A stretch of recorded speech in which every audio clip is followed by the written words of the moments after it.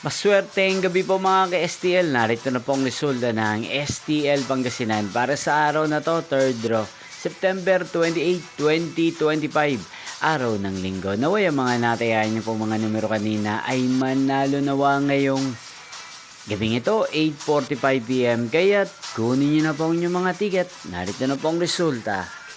Ang mga numerong nanalo sa STL Pangasinan ngayong gabing ito, September 28, 2025, 8:45 PM, 3rd draw result, 7 at 27. In exact order.